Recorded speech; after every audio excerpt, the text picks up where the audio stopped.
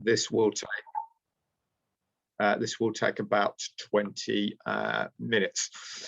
So, as I said earlier to anybody who's just joined, this is me. My name is Gary Parker. I'm your facilitator for today. I'm a director of a company called C&T Associates, who've been around, based in South East London, for 17 years. And we do a lot of work around fundraising, bid writing, and funding research. And creative industries is one of the areas that we specialised in and continue to specialise in. There are basically 6 main sources of funding. I've kind of categorised them roughly like this. There are other sources, but these are the principal ones. Central, regional, local government, so that's national government, local government, your local authority, and regionally, if you're in London, then that's the Greater London Authority. If you're elsewhere, there are other county and regional arrangements. The second group is charitable and trust funds, so that's registered charities of various types, of which there are a lot in Britain, and they do give out significant amounts of funding, which we'll look at later, and I'll show you the biggest funder in the UK, which gives out a considerable amount of money. Then you've got the lottery funds. Most of you will know about the big lottery. There's a number of funds. There's about 14 strands of it at any one time, sometimes more than that. Again, we'll look at 1 or 2 of those later. Then you've got crowdfunding, which is basically a form of donation or contribution-based funding, and which has been around for a long time, but this is the modern version of how this works. And I'll talk about that later. Also, you've got private sector funding and trusts, which is funding via big business. Sometimes it's via charity, sometimes it's by other methods. It could be crowdfunding or some other means, such as use of their facilities, resources, or skills. Finally, you've got what's called social investment, which is relatively new, and this is a form of investment. Sometimes it's loan funding, sometimes it's grant funding, sometimes it's a mix of both, and sometimes it's grant or loan funding plus various social outcomes that have to be achieved in order to access the funding, and we'll look at some of those as well. So those are the main types of funding. There are others, but for the purposes of this presentation, we'll look at it in that way. This is obviously a very, very dry subject, but if you're not sure, if you're new to this or don't know where to start, these are my top funding websites. Here is My Funding Central, which again, it used to be free. Now it's a part free, part pay website, so you need to check that out as to whether you're eligible. Another good one is Nesta, the National Endowment for Science, Technology and the Arts. They've got a lot of interesting information and links to funding opportunities on that. Another one here is the Paul Hamlin Foundation. This is one that I particularly like. It funds a lot of work around the creative sector. It also funds work and support for young people and for new ideas. So again, worth having a look at. Another one obviously is the Arts Council, which I'm not going to talk too much today about because that's the main funder, and a lot of people know about this already, but it's best if you if you don't, that you have a look at the site first anyway. Another one is Awards for All England. They do fund a lot of creative industry projects, but if you're solely art based, then you need to look at the Arts Council, because they do give some money to the Arts Council in the form of lottery funding to distribute. If you're doing some other things, or if, for example, you're doing something around well-being, you may well be able to bid to Awards for All direct, and possibly the Arts Council as well. but that might be something you might need to seek advice on. The final one is called AN, that's short for Arts Network, and again that provides a lot of useful information and links to various creative projects and initiatives and some funding opportunities as well. Again, there are others, that's just a number that I've selected that are particularly of interest. One of the things that I always say to people as well, because I suspect with the current economic situation that we have, and a lot of not very good news in the last few days, is that funding from many sources will be tight, not from all sources. Charitable trusts will probably be relatively unaffected, but certainly from central, regional, and local government. And arts and creative industries, I suspect, will be one of the first to be cut. So one of the things you might want to think about doing with other people you work with, it doesn't preclude you from working on your own, is to set up a non-profit making organization. Again, we give a lot of advice about this, and I'm not going to go into all of this now, but here it is in about 2 minutes. What you have to look for is an appropriate structure. So probably for most of you, it would be a non-profit making company as opposed to a charity. I wouldn't recommend a charity at the moment because it takes a long time to set up. But there's two main types: company limited by guarantee, or what's called a community interest company, or a KIC. There are other forms as well. You will need to work with at least probably 2 other people, either 2 other directors or 2 other board members, in order to get any funding. That's not a legal requirement, because to set up a company you only need 1 person, but to get any funding you need at least 2 other people who aren't directly related to you involved as well. And then there are a range of sites that can give you information. Wellbeing is an area that we've done a lot of work in on this, so I put that in there, but the same applies to creative industries. You may need to get some advice on this depending really on your employment and or tax situation, but it's good to get accountancy advice, which is free.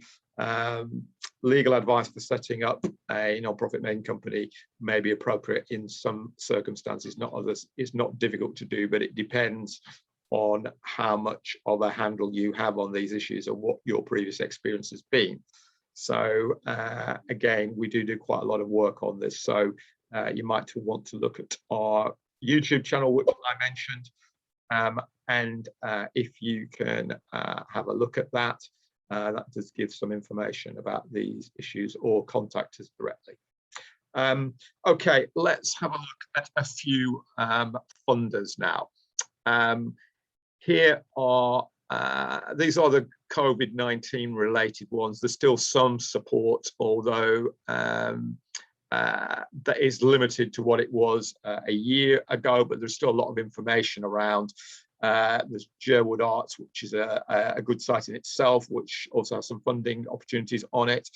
Arts News as well, and of course the government itself. Again, there's some links there if you want to copy those, that you can get information from about this and about any opportunities. The government has put quite a lot of money into projects and programs supported by the Department of Culture and Media and Support, but I suspect that's going to be more of a challenge in future. This is what they put in, 1.15 billion, and it went through the Arts Council and various other organisations as well. Again, if you want an update on this. Also, there's a number of programs related to the Arts Council. Again, these change quite a lot, so you need to check on the website for any updated information around this, and that will give you the appropriate links. But the budget has been or was increased, so they have got increased funding, but again, the demand for it is significant, so you need to check that out. Moving on now to more regular funding support and sites. I mentioned my Funding Central. Funding Central, its predecessor, was around for a whole number of years, and this is a successor to it. It generally has about 4,000 funding sources on the site. It is part pay, part free. But if you're a small organization or individual, you may well get it for free. You've got to check out the terms and conditions on the site. But you can create a report button on this, which will give you a lot of information. Here's some other support. Again, Funds for Freelancers, that's quite an interesting site, which has a lot of information about funding and other issues. The Dance Professionals Fund is another one. Unlimited, which normally supports the development of social enterprises and supports social entrepreneurs, got some good information for freelancers, because a lot of people in creative arts are freelancers. And then you've got the Creative Industries Federation. They were offering 6 months free membership. There is a free membership offer, but it's been reduced to 4 months now. So you need to check that out. But you know, there is a cost to that.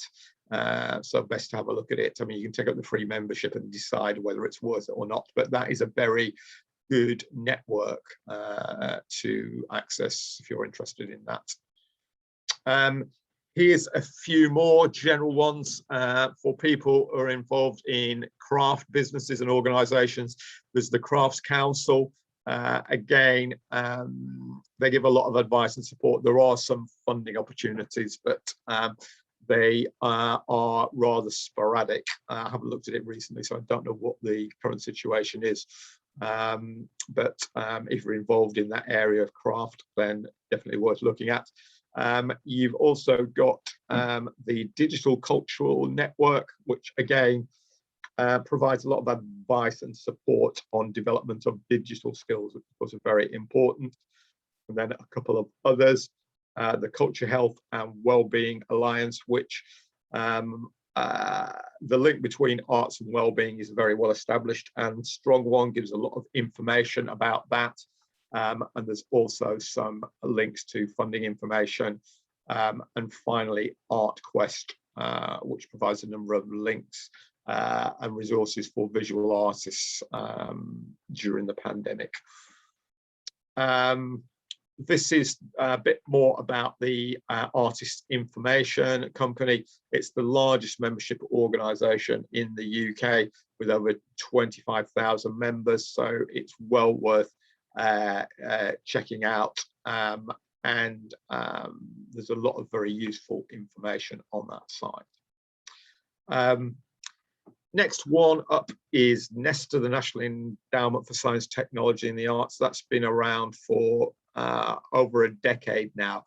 They get funding from various sources, including the government, the private sector, and some charitable trusts. This is one of their programs. They will invest in new organizations and projects. There are some smaller ones as well. I'm just giving a range of examples here. But why I've highlighted this one is it's about putting forward your ideas and a business plan, and they may well consider funding it, but that's not guaranteed, and you have to do a lot of work. But these are the priorities, but the priorities do change, so you need to check this in case they've changed recently.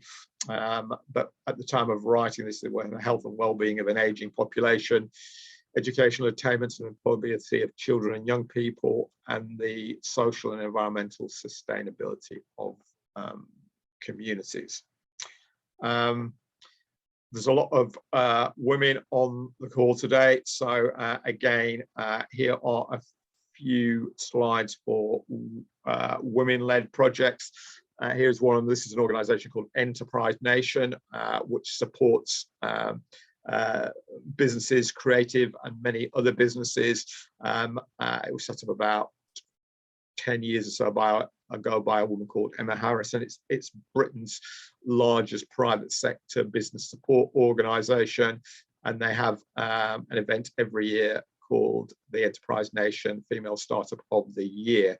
You get various prizes, and the publicity, of course, is very significant that comes out of this as well, and is probably quite a good route into further development or work. Here is another one. This is an international program, but I'm aware that there are people here who have international links. This is the Global Fund for Women, which is an American-based charity, and they will fund and support any organisation that is led by women or girls, and it's about making changes to advance gender equality and human rights in communities. And that is a very, very big and well-funded charity, so worth having a look for some of you. But as I said, this is an international fund, and it does change its areas of operation and priorities quite regularly. Here is another one, the Fredericks Foundation, and it's got a mission to provide access to finance through revenue share agreements to social enterprises who have a positive impact on creating new jobs, a better society, and positively affect our environment. They previously had a number of programs that specifically supported women-led organisations. They have this thing called the Women's Loan Fund. I don't think that's there anymore, but if you look at the website, they've certainly done and are doing a lot, because they give some case studies of mainly women-led businesses and social enterprises. So that's well worth having a look at. We'll move on now to central and local government. I've mentioned some of these already, like My Funding Central is, I've got a number of links for that. This london.gov.uk is the mayoral website, and again, there's links to other sources of support through that. You can also go on the government's website, gov.uk, and I suggest you do a search. You can put in a search for creative industries or funding for creative industries, and a lot of potential links will come up, and certainly, or if you just put in links for funding for organisations or businesses, again, there's quite a lot of links on that, depending on your requirements. There's a number of other sites there, but I won't go into those right now. Moving on to charitable and trust funding, there's over 10,000 charitable trusts in the UK which give over £100,000 a year, and many others that give less than that. The charities and mutuals or mutuals, cooperatives, and other non-profits, if you look at those figures, it is probably about 100 billion now. So that's a very significant sector, and charitable trusts in the UK give out about £5 billion a year. That's correct, 5 billion. It's a big sum. A significant amount of that goes to creative industries or projects involved, creative projects that are involved in other areas, for example, like well-being or health, and a number of other areas. So it's obviously quite a large sector, and relatively unaffected by government funding and other economic issues. But what you do get when times are more challenging is more competition for these funds. So what we do though is we tend to look for the less well-known ones, rather than, because everybody knows about the lottery or whatever, or some of the bigger charities, but some of the medium-sized ones especially still give out quite a lot of money, and they're much less well known. But there's a link to the Directory of Social Changes website, and there's a lot of good information on that. We're going to look at some specific funders now. So We're going to start though with private sector sales and marketing. This is something I put in recently because obviously as artists or creative people, you can sell your own work. And I think obviously the more you can do about doing that regard, and if you can get other funding from grants, etc., in that will create a kind of sustainable business strategy. So these are very good. This is an American site, Artwork Archives, but they've got a lot of very, very good free guides for artists on how to develop your skills, how to market them, and how to sell your work. We utilize them here ourselves. This is a charitable trust. This is the Wellcome Trust. This is Britain's biggest charitable trust, and they give out over £700 million a year in funding. There's 14 to 15 different strands at any one time, and they are unusual in that most charities will not give money to individuals or profit-making companies.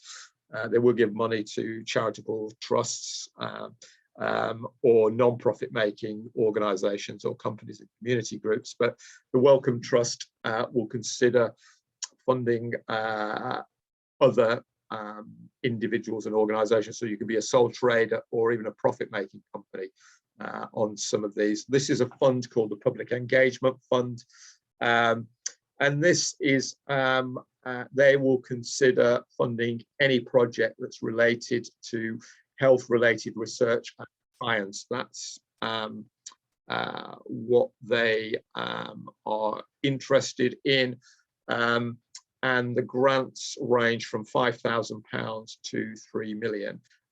You can use any artistic means to access this funding. So you could use any creative methodology, i.e. film, art, digital media, drama, animation, etc.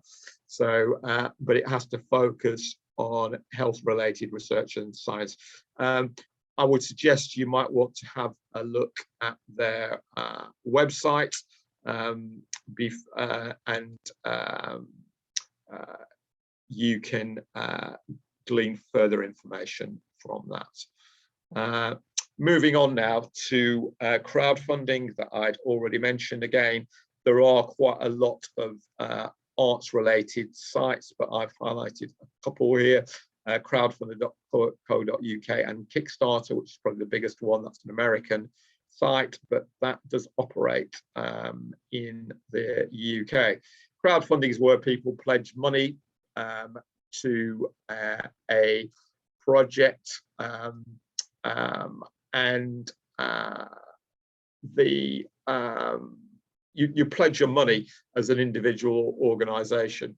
How it works is you don't have to pay anything up front. You usually put a project online for a limited amount of time, usually up to about 60 days, though it can be longer. You don't have to pay any money up front, but the platform take between 4 and 9% of what is raised, because any donations that are pledged go into the platform. They don't go direct to you to start with.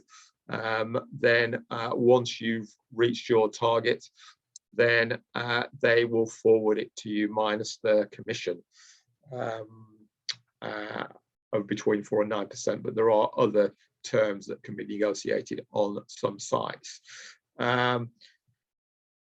They usually ask you to make a short video. There is a number of templates on them, usually, like Crowdfunding, for example. They've got templates that you can utilize. They usually ask you to make a short video of about 2 to 3 minutes. There's no point in making it any longer than that, because there's a lot on that particular site, and if people are going through them, they're not going to give you a large amount of time. What you also have to do as well is to make this work is to do your own promotion and publicity of it through social media or other means that you can find. What I found is the key to this is where you're working with a project or a community that's got certain common bonds. For example, it could be young people who have well-being issues and who work with art, then that is probably more inclined to work, because you can try and market this to that particular community and people who support them. That's the more significant part, whatever it is, but it could be a local community of some description. It could be a demographic or ethnic community, but whatever community it is, you need to make it focus on that. Having a very generalized appeal is much more problematic. But if you need advice on that, we do offer advice on that, and you should check out the sites, because they do provide a lot of useful information, and you can message them. But again, there's been quite a lot of this, particularly in the past year or so. And there are some sites like crowdfunding.co.uk have actually, I'm not sure whether these links are still there or whether they've utilized all the funding yet, but there were some programs out last year where you could actually get match funding. So if you raised, say, £5, they would to that particular £5,000. But we'll move on. Can you all mute yourselves, please? There's some noise coming through there. Here's another one. This is the Jerwood Arts Fund, a New Work Fund, and this provides funding for artists, artistic groups, and artist-led organisations who want to take research, development, and creation of new work. Again, this is a very good site. You have to keep checking the website because the opportunities are not there all the time. So there's the link if you're interested in that. That's the jerwoodarts.org, and well worth checking out. Here's one for those of you who are interested in film. Again, this is a previous program to support young audiences' content and other audio content for radio. But there are a whole range of support that the British Film Institute provides. And again, that's well worth checking out, but it does change quite frequently. There are a number of other sites, but I didn't put too many of them in today in terms of film. This is a bit more about the Paul Hamlin Foundation, which I mentioned earlier. This is a program that they've got, and again, this is subject to change and demand. So you need to check the website regularly. This was called the Ideas and Pioneers Fund, and you can get grants of up to £10,000, and in some circumstances at £15,000 for unusual or radical ideas to improve the life chances and opportunities of people in the UK. Again, this is a fund that will fund individuals, partnerships, or small organisations, but you need to check this out because it does change quite regularly. Here is a music site, which is the PRS, Performing Rights Society. Again, there is quite a lot of sites out there for musicians. I'm not featuring too many of these today, but this is one of them. The Performing Rights Foundation collects royalties on behalf of composers, and they have a number of sites. This is one of them, strands rather. This is one of them.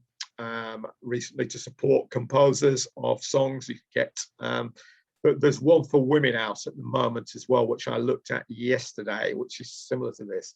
And you can get up to £5,000 to support development of new work, recording, and various other things. But there are a few out there if you're involved in music. Probably better to contact me outside of this if you are, because we don't get too many people on these presentations that are music focused. But it's something I know quite a lot about if you're interested. Here is another one for, this is from Innovate UK, which is one of the government's digital support agencies. There is another one called UK Research and Investment that this is part of now. but Innovate UK fund digital projects of every type, including creative businesses. Again, they are subject to change, but they are very well funded, and UKRI, UK Research and Investment, which Innovate UK is part of, has got a significant number of funding strands. So again, you can get into that via these links to Innovate UK. But if you've got a digital creative business, you'd be well advised to check this out. Here is the Help Musicians UK. I mean, again, they've had some funding, a program. I'm not sure how much money is left in the kitty for this, but there are grants of up to £5,000 for people who've got financial hardship. And again, the link for that is there.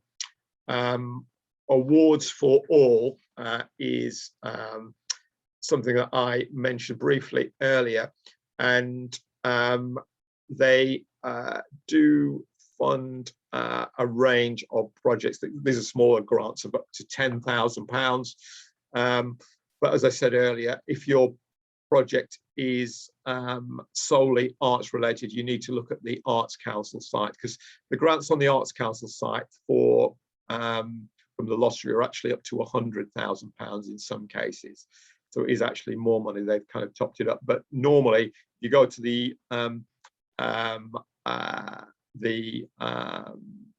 Awards for All site, which is the T&L Community Fund, the big lottery site.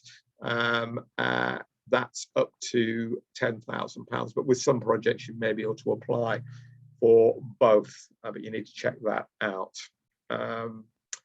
But the chances of getting funding through Awards for All are quite significant, I can tell you. So it's certainly one that I would advise people to look at. Here is another one. This is called the Esme Fairbairn Trust. Esme Fairbairn is one of the UK's biggest funders. They do fund a range of creative industries projects and others, but again, this is subject to change, so you need to check the site out. It's a two-stage application.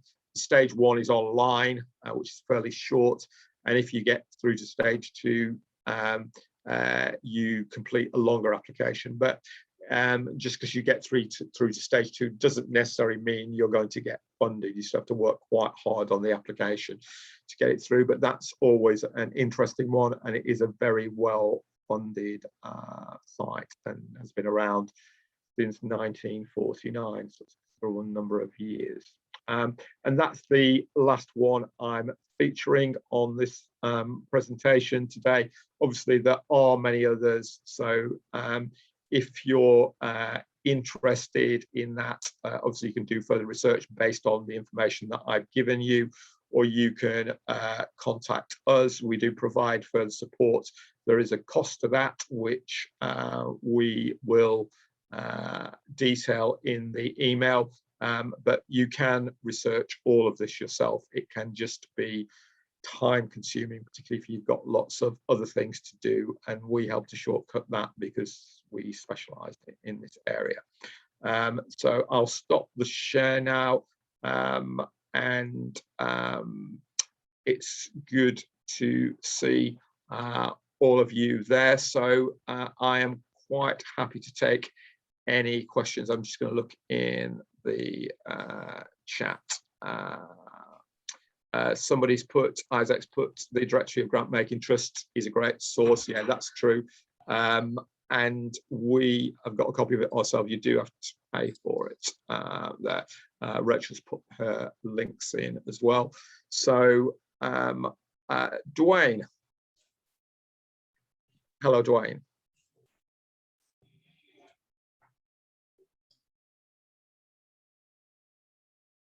Sorry, Dwayne had his hand up. Do you want to say something, Dwayne? Have to unmute himself if he does. Yeah, you've got to unmute yourself, Dwayne.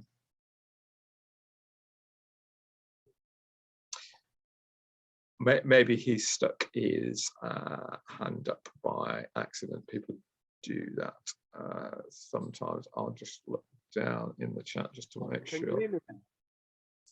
Hello, Dwayne. Hi, sorry about that. the information that you've given out, because a lot of it I was in the car listening to, I couldn't take part. Do you send that out as an email, or how does it work?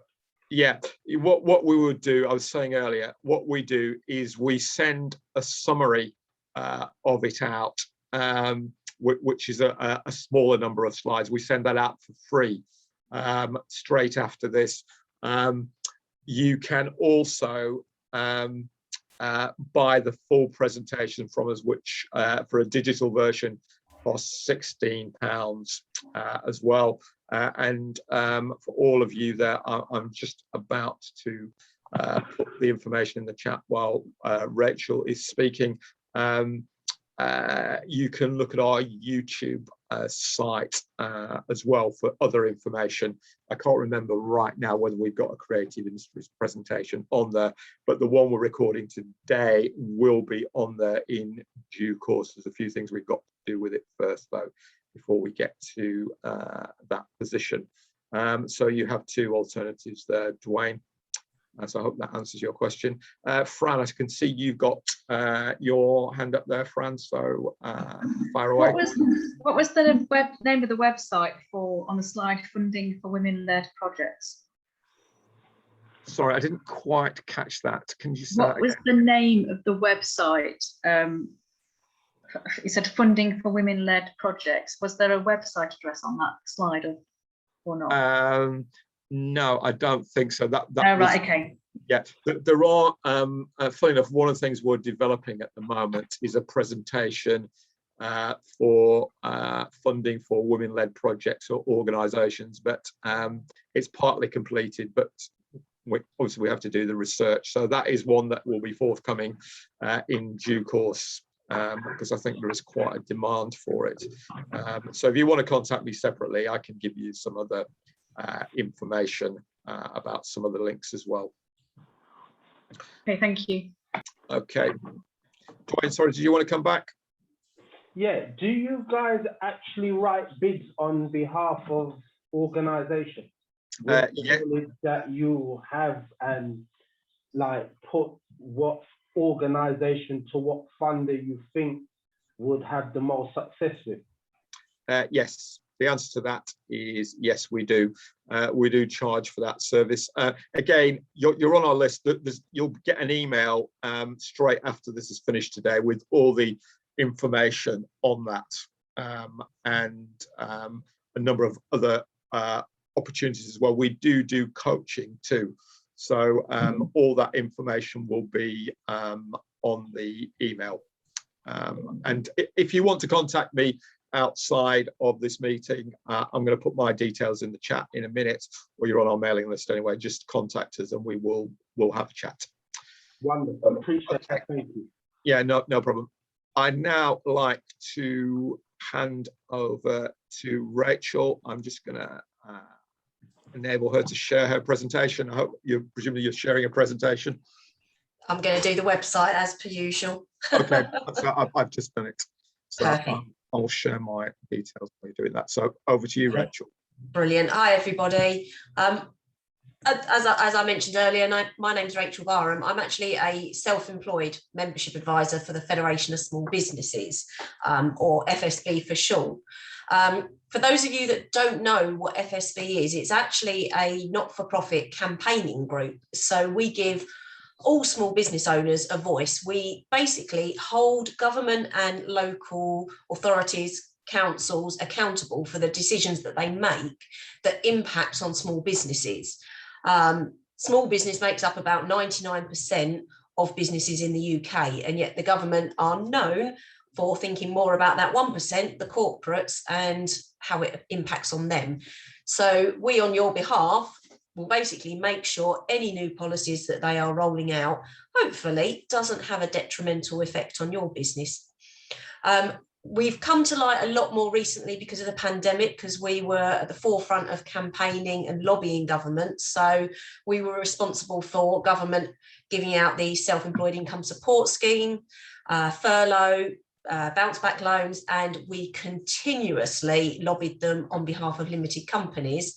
But as if any of you are a limited company, you know, we weren't that successful there, but we were still the most successful, and even got a little mention on Martin Lewis's programme because we were so close, but we didn't stop trying. But all businesses should become a member of FSB if you want to have a voice, because by not having your voice heard is one of those, you don't necessarily have to get involved and be lobbying and campaigning and doing that side of it. We can do that for you. But even just by being a member, you feature in the reports that we produce. And then it's down to you how much more involvement you have in that side. But we are the UK's largest. We've got about 200,000 members now. And because of that, it also gives us the buying power of a big organisation, which is passed down to you. Because as small business owners, whether you are an artist or somebody that's, I don't know, IT development, it doesn't matter what your business is. If you are selling any kind of product or service, you are a small business. Because I know a lot of people in the creative industries don't see themselves that way, but you are. You still have to pay taxes, you still earn money off of the things you design or develop, so we can still help you as well.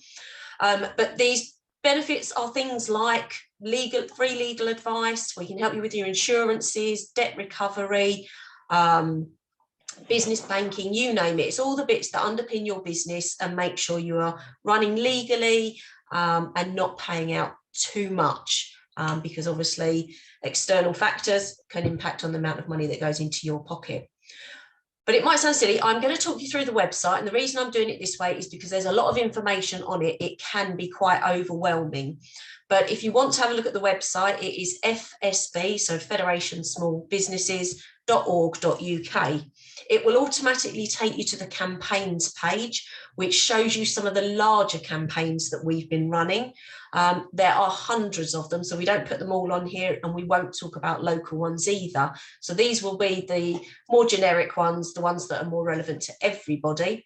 But we're doing a lot of campaigns at the minute around sustainability. We're having involvement in COP26, net zero, all of this sort of thing. There is actually a live webinar on the 2nd of November. So if you do want to get involved in becoming carbon neutral and why it's important to small businesses, book yourself a place. You don't have to be a member to attend it. But there's some of the other campaigns, late payments, because it's rife in small businesses. And if you are at the really early stages and you want help starting up your business, there's a lot of support there as well. But have a look through them. You get some useful information. There's lots of downloads on some of them. And by being a member, there's also more support that we can provide as well. FSB, to help you grow your businesses, does a lot of networking. I actually work closely with Gary, and he hosts and I co-host FSB Bexley. So feel free to come along to it. You don't have to be local to Bexley. It's just if it was a physical event, that's where it would be based. And if we had any representatives from the council, again, they would be from Bexley. But it doesn't mean that you're not welcome to come along to it. But there's absolutely loads. So again, on the website, you will find webinars at the top, because they're, I suppose, the heavier subjects that we're imparting some information to you and hopefully helping you out with some of the issues that you might be facing. But if you scroll down, there are loads. My one tip to you though is use these two tabs. Regions helps you minimize it so you don't have to look at all of the events, and you can find the ones that are more local to you. Again, you can go to any of them, but I've selected Greater London purely because that's obviously where I'm based, and Gary's one for Bexley would be found in there as well.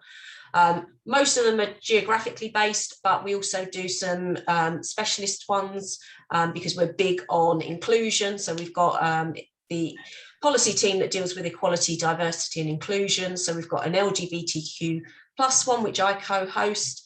And also we've got a BAME one, which again, I co-host that as well. So it's kind of, you can't get away from me really. But there's absolutely loads of them. You pick what you want to attend, book yourself on and come and obviously promote what you do. If you want to look for sort of masterclasses or webinars, don't select a region, just go straight for the event type and you can select it there as well. My biggest request is if you are interested in joining FSB, please, please, please do not do it via the website or their call centre. As a membership advisor, being self-employed means I am a small business, but it also means you will get an honest opinion of all of the benefits. And it also means I can talk you through which ones will be relevant to you, because there are lots of benefits and all of these have a lot more to them. And they won't necessarily be relevant now, but in the future they might. So I can explain them to you.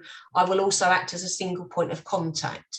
When you join on the website, you are doing it by yourself, and you have to work your way around it. And obviously you have to read everything, because otherwise you won't know what you're missing. So if you are interested, feel free to have a look on the website, but come back to me and I can talk you through things and I can get you joined up if that's what you decide you want to do. The skills tab as well has absolutely loads of useful information. So if any of you are new to, say, social media, there's a whole section on digital marketing, and there's some hour-long webinars that talk about how to advertise on Instagram, LinkedIn, Twitter, Facebook, etc. There's lots of downloadable guides for you. Everything, I suppose, relating to business to give you some information. Obviously, you will get more detailed information by becoming a member, but it's a good starting point for you anyway. That's the get started with social is where you'll find the webinars as well. And then I'm going to show you one final bit, which if I do it on this one, because hopefully I'm already logged into it. Number of the benefits that we give you are things like free business legal advice, and my screen hopefully will catch up as I'm talking. But a link to that is what we also call the Legal Hub. On there is access to about 1,200 documents that you might need as a small business. So in the creative industry, debt recovery, as I mentioned before, unfortunately, I have heard of some horror stories for people within your field.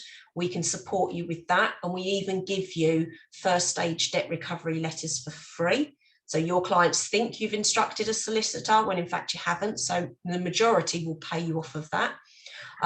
There's help in relation to data protection and GDPR. So if you have clients' details, you might be selling things online, you might have newsletters or things like this that go out and you've got clients' details. You need to make sure you are following the rules, and GDPR will be changing soon because of us coming out of the EU, that things will change again. So what you thought you know, you won't know. So again, we can support you with that sort of thing. But then also contracts and trading. We've all made the mistake where we've trusted people. Make sure you've got contracts in place. We provide you free templates and we can assist you via the helpline, or we can also draft new ones or edit these ones for you. That sort of thing you would pay for, but you would get it at a preferential rate. So it's a lot cheaper than if you went to your local solicitor. But there's loads of information on there. This side of it is everything you would get with membership. So there's support there whenever you need it. It's 24/7 because not every business is 9 to 5. But there's so much to it. I can't talk through everything because it really is a membership for every business. So of course, how you use it will be different to the next person, and it's up to you how active you are with your membership. We give you a lot of protection that can just sit in the background, or you can actually get involved in the campaigning, etc. So I've put my details in the chat. I will put it in again because anybody that joined after I did it won't see it, but I'd love to have a one-to-one chat with each of you so I can understand more about what you do, maybe give you some pointers or connect you with people that might be able to assist your business. But again, if you are looking to join FSV or just want to learn a bit more, get in contact. I suppose the one question I haven't actually answered is how much it costs. If you have no employees, the membership actually changes. It's more expensive in the first year and then drops thereafter. So the first year is £177, and then if you renew it after that, it's then 147, and that's for the whole year. So that is less than half an hour's call to a solicitor, and you've got unlimited access plus everything else as well. But I'll shut up because otherwise I will keep talking, and I will pass you back to Gary or answer any questions. Yeah, has anybody got any questions for Rachel? I'd like to think it's always because I do such a comprehensive chat. Yeah, definitely. obviously Rachel has put her contact details there in the chat, so you can talk to her at no obligation. So you don't need to worry about that. Rachel doesn't, probably why she's so successful, she doesn't do hard sell, she does soft sell and treats people like adults. She's not a telephone canvasser or caller. So while you're thinking about that, I put all my details in the chat, including the link to our new YouTube channel. And I'd be very grateful if you could have a look at that and subscribe to it, which of course is free, because we're going to put more and more of our resources onto that, because we can only do so many live Zoom presentations. So we also put it on LinkedIn as well. So I'd be very grateful if you would subscribe to that, because this is we're building this resource, and it will help us to help you if you subscribe to it. So please do that. You will get an email, like I said earlier, in a few minutes' time when we finish, that will detail our offer, and of course it will have the summary slides attached to it as well, which are free. There's no choice for that, charge for that, but there are we do give the charges for the other things that we can provide for you. So we've got a couple of minutes left. The Federation of Small Businesses presentation for Bexley that I do is on the third Wednesday of every month from 11 till 12:30. You don't have to be an FSB member to actually attend either, but what you will need to do is you need to register for it via the FSB's website. Because we do give people opportunities to present at that event as well. But if you want to present, you do have to be an FSB member. But if you just want to attend that, or indeed any of the other meetings, you don't have to be an FSB member, but you do have to register for the event via the FSB site. So make that clear. And at the next one, we've got somebody speaking about how to utilize your LinkedIn profile. And this is all, we've had some very good speakers on these, and we usually get quite a good attendance. So please, if you're interested in that, it's well worth attending. And you don't have to be from Bexley. We get people from all over the southeast and elsewhere. We've even had people from Scotland attending it. So I can't see anybody else with any more questions or comments for today. So we will be running this again. I'm not sure what the next date is, but we've got a number of presentations coming up, including one at the end of October called, because I'm sure some of you will be interested in this, called details are on our website and on Eventbrite as well, called How to Make a Living from Writing.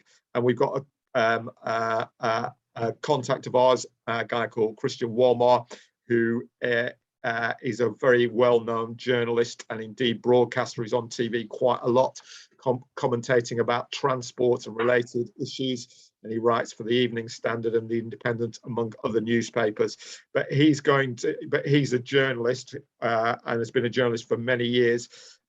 He did this for us a few years ago live, so I persuaded him to come back and do it again via Zoom. That will be on the 28th of October, but I'm sure many of you will, because of course the internet and online services have opened up many new and interesting opportunities to earn money by writing. So that's what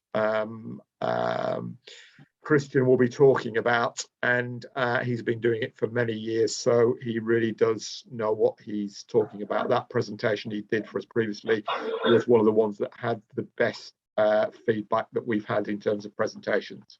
So that's on the 28th of October. It is free, and all the details are on our website.